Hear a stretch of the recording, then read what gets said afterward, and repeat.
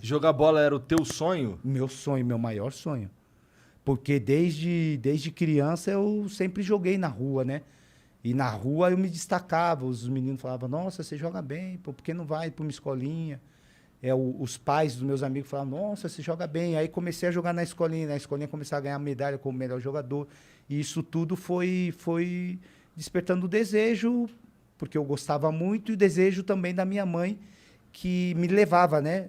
Porque com 13, 14 anos, meu pai saiu de casa. Então, minha mãe praticamente cuidava da casa, trabalhava em 2 empregos e ainda caminhava comigo de fim de semana. E aí, ela que foi a minha maior incentivadora. Tu tem irmão? Eu tenho uns 4. É. Eu perdi uma irmã bem no processo que o meu pai saiu de casa. Por isso que eu fui trabalhar.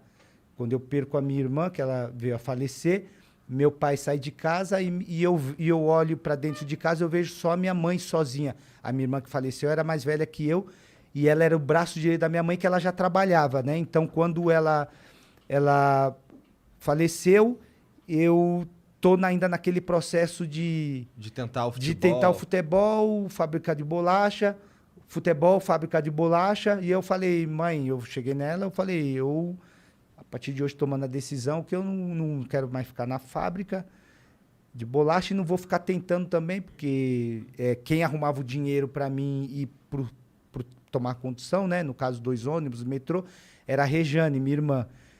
O pai não tem, a minha irmã não está mais, a senhora sozinha, 2 empregos, eu vou trabalhar. E foi quando eu fui para a empresa essa fazer. Entendi. E aí, quando eu comecei a trabalhar, eu já estava decidido que era aí que eu queria. E o que te puxou de volta? Minha mãe. É? Ela me puxou de Caralho, volta que foda. porque quando ela chegou em casa, ela chegava em casa às 9h30 da noite, e era o horário que eu e meu irmão buscava ela no ponto, né? E aí, quando ela chegou em casa, porque ela vinha com sacola, ela trabalhava numa casa de repouso e ela ganhava algumas coisas. Tipo, ela cuidava de idosos. De idosos. Assim, teve bastante... Os caras faziam as doações para ela. Fazia doações e alguns morriam, né? Por causa da idade e tudo. E a roupa, a família dava para ela, né? E ela trazia as roupas. E eu usei bastante roupa dos bichinhos.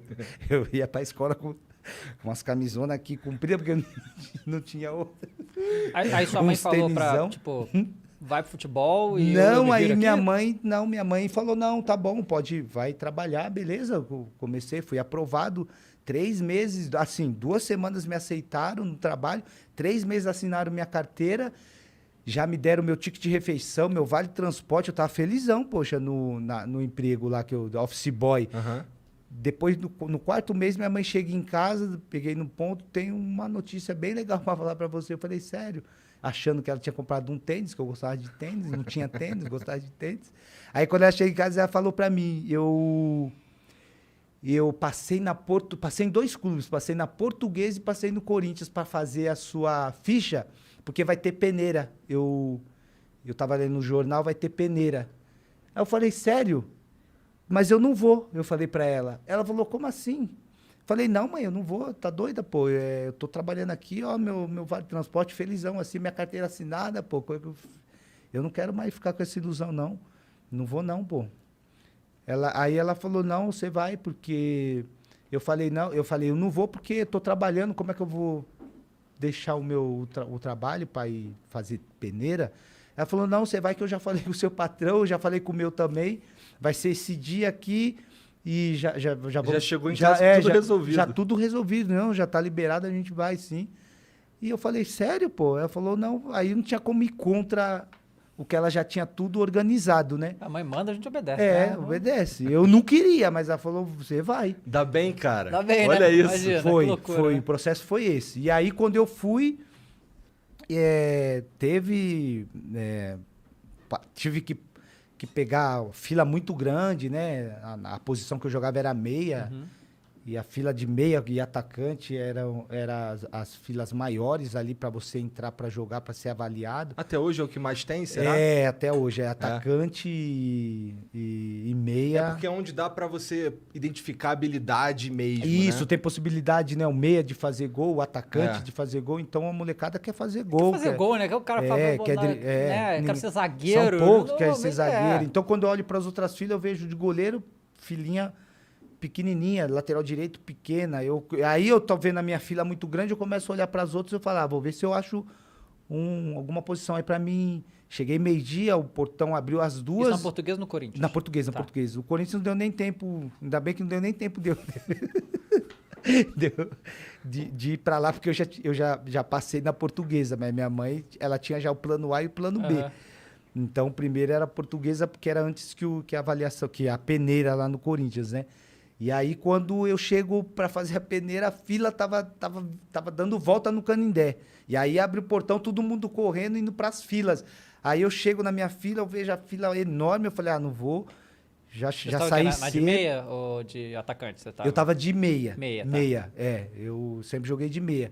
Aí eu vou contar para vocês por que eu fui para lateral. E aí, quando eu começo a olhar as filas, eu vejo goleiro, pouca fila, mas eu olhei para goleiro complicado. Pequenininho, os moleques tudo grandão. Lateral direito, pé direito era mais para subir no ônibus.